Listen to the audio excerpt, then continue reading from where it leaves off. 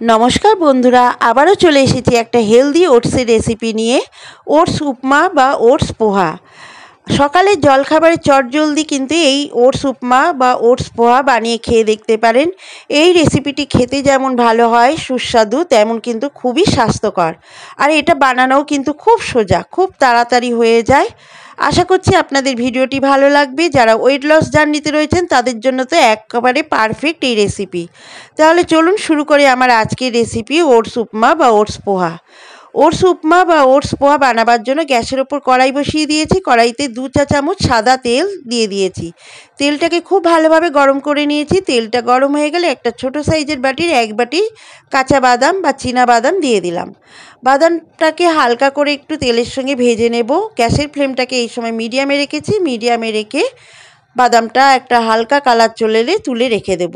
ওই তেলেই দিয়ে দেব ফোড়নের জন্য 1/2 চা চামচ কালো সর্ষে, 10 থেকে 12টা কারি পাতা, আর দিয়ে দেব অল্প পরিমাণে একটু হিং।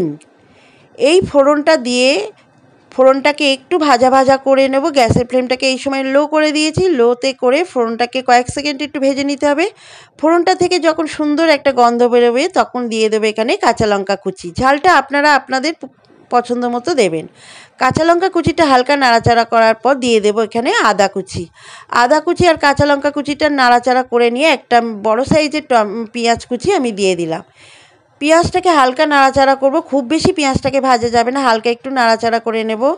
পেঁয়াজটা হালকা একটু ভাজা ভাজা হলে এখানে দিয়ে সবজিগুলো আমি অ্যাড করে দেব। আমি এখানে গাজর, বিনস আর ক্যাপসিকাম ছোট টুকরো করে কেটে নিয়েছি। আপনারা এখানে পছন্দ মতো সবজি দিতে পারেন। সবজিগুলো দিয়ে পেঁয়াজের সঙ্গে খুব ভালোভাবে হালকা নাড়াচাড়া করে নিতে হবে। সবজিগুলোকে একটু ভাজা ভাজা করে নিতে হবে। সবজিগুলো হালকা ভাজা হয়ে গেলে তখন দিয়ে দেবো একটা মিডিয়াম সাইজের টমেটো কুচি। টমেটো কুচিটা দিয়ে সবজিগুলোর সঙ্গে খুব ভালোভাবে একটু ভেজে নেব। এই সময় গ্যাসের ফ্লেমটাকে মিডিয়াম টু হাইতে রেখেছি। মিডিয়াম টু হাইতে রেখে সবজিগুলোকে একটু বেশ ভাজা ভাজা করে নিয়েছি। এবার এখানে দিয়ে দেবো স্বাদ মতো একটু নুন আর অল্প একটু হলুদ গুঁড়ো। নুন আর হলুদ গুঁড়োটা দিয়ে সবজিগুলোর সঙ্গে খুব ভালোভাবে মিশিয়ে নেব।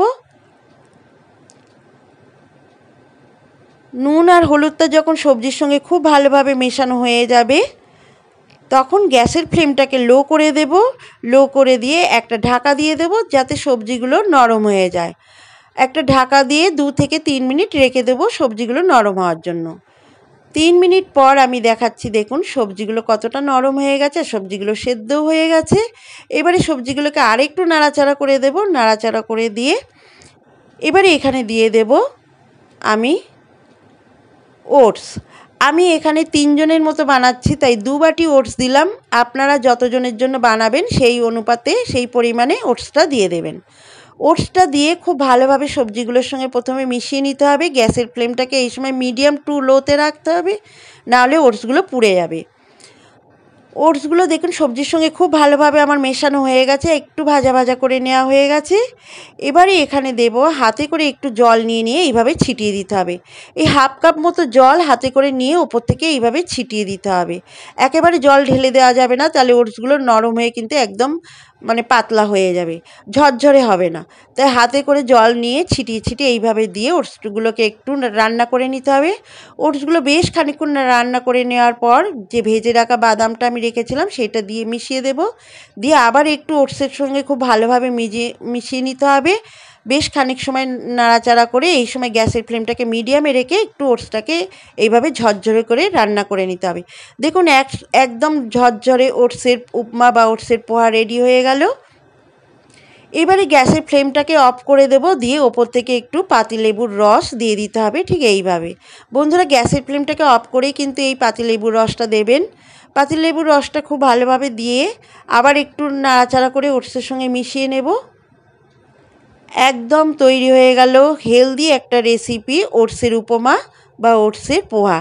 দেখুন কতটা ঝরঝরে হয়েছে, আর খেতেও কিন্তু খুবই সুস্বাদু হয়। আর এটা খাওয়াও কিন্তু সকালের জলখাবারের জন্য বাচ্চাদের টিফিনেও দিতে পারেন বা আপনারাও জলখাবারের জন্য খেতে পারেন। দারুণ স্বাদের ওটসের উপমা বা ওটসের পোহা আমার পরিবেশনের জন্য রেডি। ওটসের মধ্যে আছে থাকে সঠিক পরিমাণে প্রোটিন ও ফাইবারস, যে কারণে অল্প পরিমাণ খেলে দীর্ঘ সময় অবধি কিন্তু আমাদের পেটটা ভর্তি থাকে। বারে বারে যে আমাদের খিদে পায় সেটাও কিন্তু পায় না। তাই ওয়েট লস জার্নিতে যারা আছেন তাদের জন্য দারুণভাবে হেল্প করবে। তাছাড়া ক্যালসিয়াম, আয়রন, ম্যাগনেসিয়ামের মতো আরও অনেক প্রয়োজনীয় খনিজ উপাদান ওটসের মধ্যে থাকে, যা আমাদের বিভিন্ন রকম সংক্রমণ থেকে রক্ষা করে। থাইরয়েড বা হরমোনজনিত রোগ সমস্যা, ডায়াবেটিস রয়েছে যাদের, তাদের জন্য কিন্তু এটা খুবই উপকারী একটি খাবার।